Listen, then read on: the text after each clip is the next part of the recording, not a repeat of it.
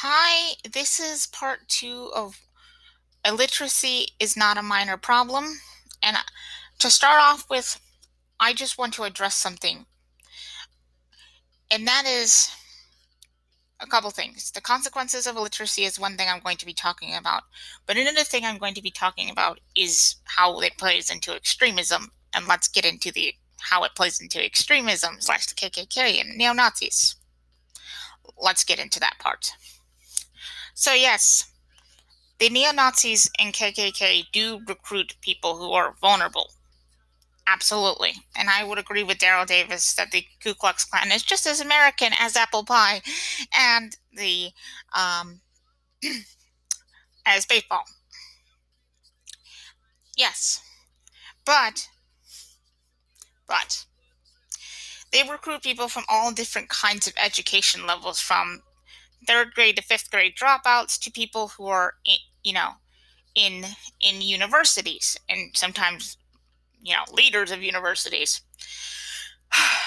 And illiteracy absolutely plays a part into this because people don't know how to do their own research or know they have the skills to do research on these organizations before they join them. But they also want to feel like they are a part of a community, that they have people backing them up, that they are a part of a group, that they feel special. But also, it's power. People want to feel like they're powerful, that people are listening to them. People want to be heard. They want to you know, be loved, cared about. And that's what these organizations provide. They also provide these people with a sense of a feeling of home, because oftentimes their families shunned them or they came from a bad background. Even if they didn't, they very well might feel like they're not loved or not cared about. And yes, illiteracy absolutely plays a part into this, because it doesn't mean that the person themselves is illiterate, but their parents could be illiterate and be projecting their own fears and desires or whatever on their child, and that leading them to join these sorts of organizations like the KKK, like the neo-Nazis, like the Black Panthers, etc., etc. Never mind, of course, like systemic racism leading to schools having, poor materials, a lack of materials and resources available to really learn. Some of these people needed more help and they couldn't get it because it cost more, or they just couldn't find someone to help them. People shunned them, so they learned how to hide, as I said. And these organizations absolutely take advantage of that. But it's not just these organizations. And I will say, I'm not going to just say it's this that's the problem, because the other side, the opposition, the left, if you want to call them that, the left, they're no better. Let's just put that out there. I would technically be considered an independent if I was political. Because neither the right nor the left better, because they do the same thing. They rewrite history, or they rewrite genetic facts to fit their narrative. And people don't know who to trust. So they trust their ignorance. They're ignorant. So they trust that. And they are swayed by that.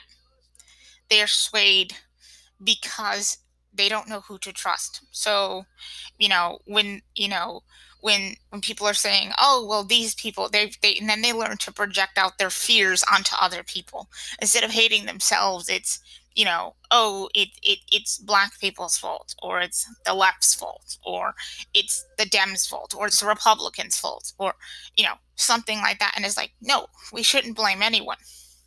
Blame is the problem. Blame is at the heart of it, besides shame and guilt, fear, disgust, anger, hatred, ignorance. These things are things that these organizations absolutely play on. But illiteracy absolutely plays a part into it, because these people feel like they have no options.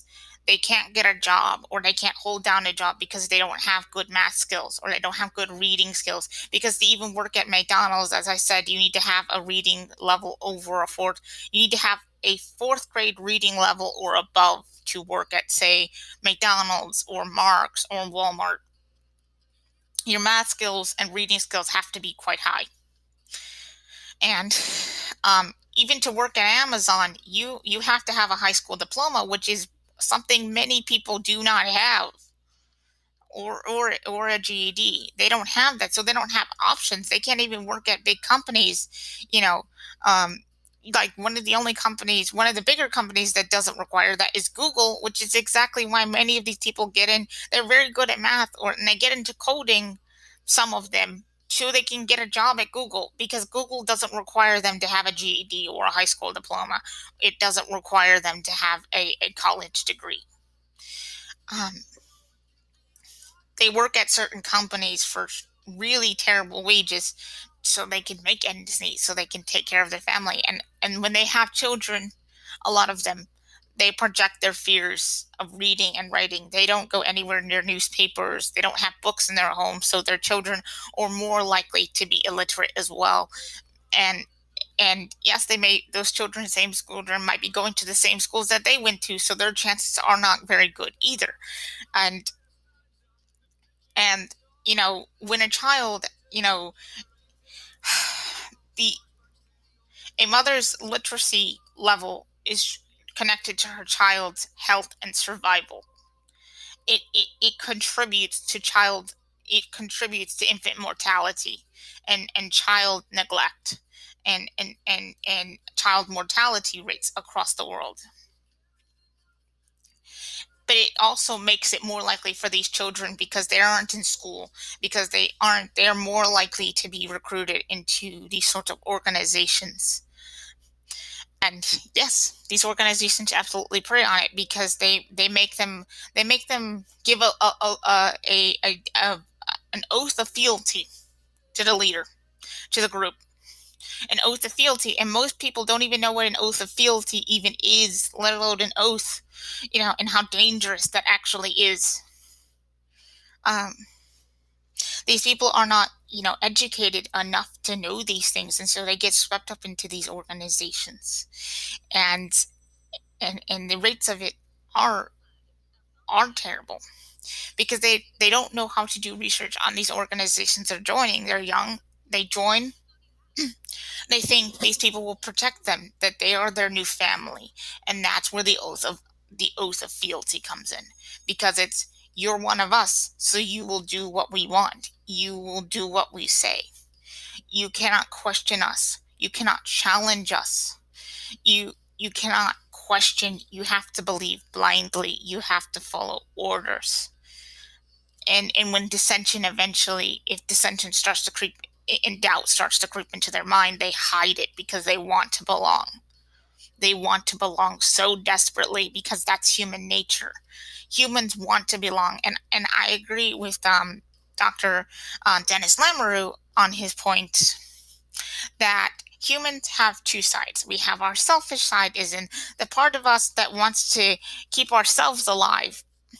That part of us that wants to save ourselves. But at the same time, we have a loyalty to the group, to save the species. That's nature. It is biological reality that to have children is to keep the survival of the species. That's just how evolution works. And these groups absolutely prey on that desire, but it's also a lack of education that plays into it as well. Yes, some of these people are highly educated people, and that part comes in with these people believing that they know enough, that they would never fall for it, or they did fall for it, but they tried to. But a situation of cognitive dissonance happens, where it's like, well, black people are the enemy, but he's right. It creates cognitive dissonance in their head, and the human brain hates cognitive dissonance more than anything. So basically, what happens is the brain will try to level out any sort of cognitive dissonance with, everything this person says is wrong. They can't possibly be right, because they are the enemy. and the brain wants to keep what it knows, what is not contradicting. So he can't be, someone in a case of like the Klan. They can't be, oh, this person's black, but they're also right, but they're black, and it creates a situation of cognitive dissonance. One has to be right, both cannot be right. So either they're going to live a lie because the lie is comforting, the lie is what they know, is in he's black, so he's wrong, or he's right, but he's also black, kind of thing. And that's exactly what those groups play on. They prey on that human desire for love, to belong, to be supported, to have a family. Because no human actually truly wants to be alone. Even if you say, I like being alone, you might very well like it, but you aren't going to like it forever. And that's what these organizations prey on. They prey on that human desire, the person's ignorance of the organization, and ignorance, as Daryl Davis said, ignorance leads to fear, which leads to hatred and destruction and violence. And you can't fix the hatred and like fix the fear and then fix the hatred, fix the destruction. Like you have to start with the root, and that is ignorance. People are not educated. People don't know these organizations. A lot of people think, wait, the KKK, it's still around, and that's exactly how they prey on you, because you don't know they're real. That makes you vulnerable. That ignorance right there makes the person vulnerable. It makes them absolutely vulnerable to it. And that's where illiteracy absolutely comes in. And I want to read something from the World Literacy Foundation. The consequences, which is the other part, the consequences of illiteracy, and how that really does affect us badly. So let's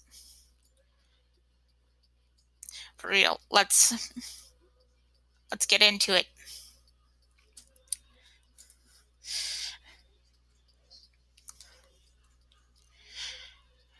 750 million people are illiterate fully. They cannot read a single word or write a single word either. And this 2/3 of them are women. That's just the statistics of it. In sub-Saharan Africa, only 64% of primary school teachers have the minimal training required. 1 out of 5 children between 6 and 17 years old are not attending school regularly across the world.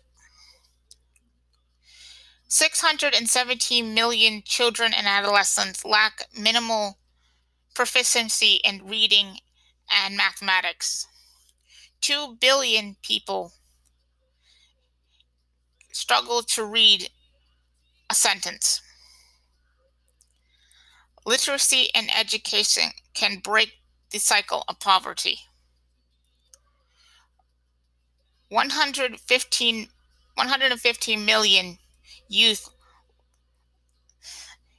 still lack the basic digital literacy skills. Still lack the basic digital literacy skills. In developed countries, around 22% of the population is functionally illiterate. This is according to the World Health Organization. This is according to the World Literacy Foundation. Here's some of the consequences. Social impact. People completely or functionally illiterate face the impact of poor health outcomes, welfare dependency, gender inequality, and a lack of social cohesion. Studies have shown that the mother's literacy level is closely related to child's health and survival, her child's health and survival. Um, girls girls are still more likely than boys to never attend school, and the income rate of in the is 60 is the 60 percentile. It's much lower for women. Okay. Literacy significantly enhances a person's ability to access, understand, and apply information about health to to more accurate make accurate to make accurate decisions. Literacy promotes gender equality as a foundational condition for the full employment of human rights, provide better skills for work and socioeconomic participation by women and men. Economic impact. Illiteracy costs the global economy 1.5 trillion annually. Illiteracy Illiteracy is the foundation of community and economic development. 192 million people are unemployed worldwide. Many unable to find a decent livelihood due to a lack of literacy and numeracy skills. 85% of all teenagers who are involved in criminal activities are functionally illiterate. High crime rates have a direct relation to low literacy skills. Have a direct relation to illiteracy, to low literacy skills. Yeah. And yes, that's it absolutely preys on it, because those sorts of organizations I was talking about absolutely prey on this. Criminality, when poverty leads to criminal action because people are trying to survive. For example, during the Great Depression, people would steal bread, and the police wouldn't do a damn thing about it because people were starving on the streets. Uh, and they could not survive. And when people are struggling to survive, they do illegal things in order to have their basic needs met. And these problems are, if they start to rise in a country, they are a sign of a dying empire. And that's what some economists consider the US to be, a dying empire, because the government is no longer providing, the basic, bread and food and shelter that would be necessary. And the laws are so complicated that most people cannot understand them. Another sign of a dying empire is invading Afghanistan and thinking you'll win, but still.